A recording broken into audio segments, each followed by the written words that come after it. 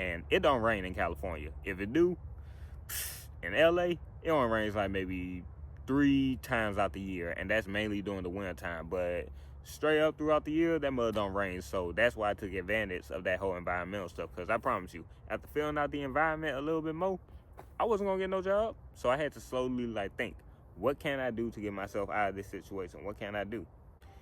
Now, yeah, of course, I had people out there that I could went to. I got my homeboy Kento. I don't know if he wants me to say his name on here. I'll just say Kev.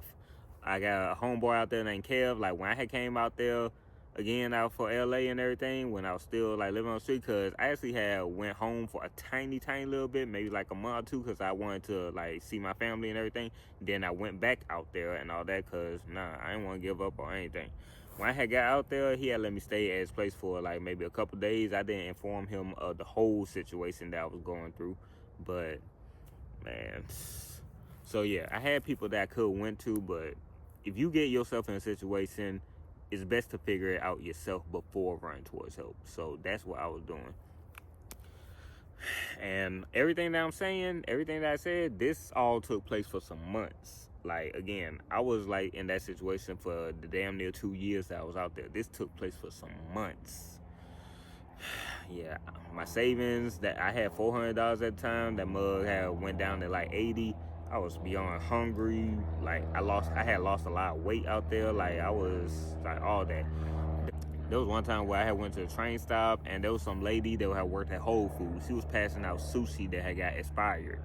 And I ain't gonna lie, when I had saw that mug on that train seat, as soon as she had left, I hurried up and went to that mug, grabbed it, opened it up. It had wasabi in it. It had like all that.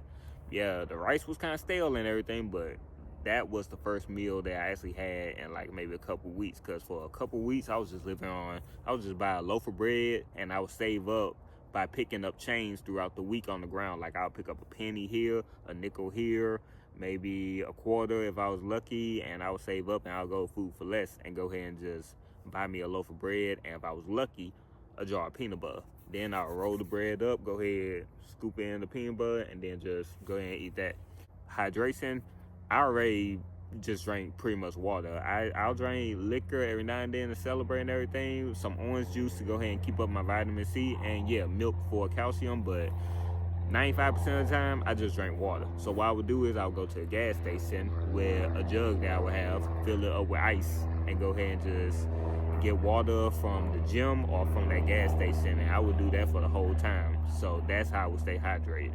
And like I said, time went on, my savings was getting low, and I just was like, I had to figure something out. So I had an idea that I had been just pondering for a long time, but I wanted to wait until things like had got bad enough to a point to where I was like, okay, I'm gonna give this a try. I'm gonna go ahead and do this, and I just hope that it works. I in LA, they known for hustling. And I don't mean like drugs or like whatever, but they known for like hustling. Like people are big time entrepreneurs out there. Like they sell stuff. They be selling there on 7 Metro, down at Venice Beach, like a whole bunch of different places. So in Baton Rouge, we eat this stuff called pecan candy, pralines. I've been eating it my whole entire life, but I never actually made the stuff or seen it been made. What I did was, with that last $80 that I had, I went ahead and bought me a hot plate from Walmart, like a $10 hot plate. I bought me the few ingredients, evaporated milk, sugar, all that. Then, right on the streets of Santa Monica, that was the area that I was sleeping in. Like, right on the streets of Santa Monica, they had these, like, gray public, like, electric port things that you can use. I went ahead and plugged up the hot plate right there. I had like a little pot that I had bought too, and I went ahead and put all the ingredients on there, and I had looked up a YouTube video of how to make it. And this was like at 11 p.m. at night. I ended up making my first batch of pecan candy right there on the street of California. I also had bought like plastic wrap and went ahead and had put it in there to go ahead and wrap it up. That's how we normally do it. And I went ahead and went to Food for Less to go ahead and sell it. And I had just kept on doing that over the whole course that I was doing that. I ended up making a profit for the first time. Then I just went back and did it again. and again. But the way that I made the candy, I had to switch it up, because the first time that I had made the candy using that electric port, a security guard, he had came out and he was like, hey, you can't use our electricity to like cook and like all that and everything. I was like, all right. After I stacked up a little bit of money, I ended up booking Airbnbs for a little bit, but the people that were staying in the Airbnbs, they kept messing with me. They kept bothering me and everything. So I was like, I gotta figure something else out. Then one day, out in Clover Park, out in Santa Monica, I ran into this homeless person. He had this little portable gas stove that ran on butane, and I've been seeing a lot of those all out through LA. And I walked up to him, and I was like, hey, can you show me how that works and everything? And he was like, here's what you do. You open this up right here. He loaded up the butane can and everything. You turn this switch on right here, then like that, you can cook. The fire had came up and he was just like, you can cook. And I was like, okay, I appreciate that. The money that I saved up, I ended up going to Walmart, buying one of them gas stoves and some butane. And then I just ended up making the candy throughout the week for weeks on weeks, from September of last year all the way into March that had passed this year. And I would make the candy every single week. Then I would go down to Watts, Compton, and Willowbrook to go ahead and sell that. Those are the primary areas that I was selling the pecan candy at, to go ahead and save up to go ahead and buy me a ticket to move back down to the South. And I mean, those were the only areas that was like very good. That and Venice Beach. But I promise you, if you watching this video, go down there to Food for Less right in Willowbrook. If the same people are working there and you show them this video, they're going to remember who I am. And they're going to be like, yeah, he was here selling that candy like anything. What happened to you? Man, I ain't going to lie. Hey, I ain't going to lie. That is the area where, yeah, the like gang members like being there. They all over the place. But, yeah, that is the area. But I promise you, if you just like let them know that you not like that and everything, then they not going to mess with you. Like, thing about gang members is they only, like, I'm not gang affiliated. I'm letting that be known right now. I'm not gang affiliated at all. But the thing about gang members is, bro, they really only mess with people if you come off as like a easy target, or you want trouble, or if you make it known that you gang bang, whether you do or you don't. But I ain't come off as none of that. They just saw like a dude with dreads like selling candy every single weekend. A couple of them had bought some from me and everything, but they ain't bothered me or anything. They showed me love and everything, and they just like kept to themselves. They had their business going on, and I just stayed to myself and everything.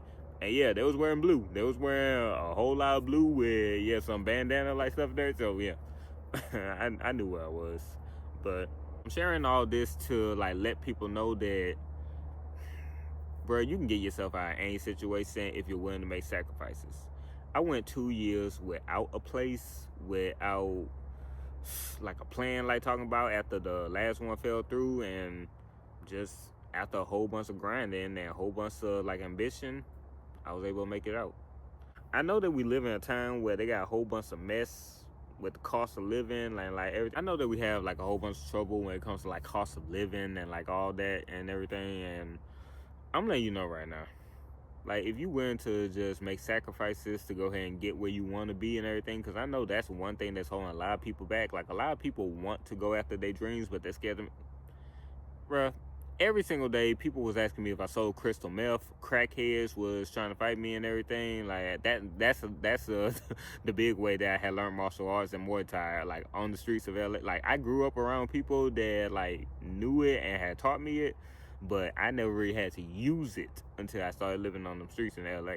But like I said, you can make it out of anything that you put yourself through, man.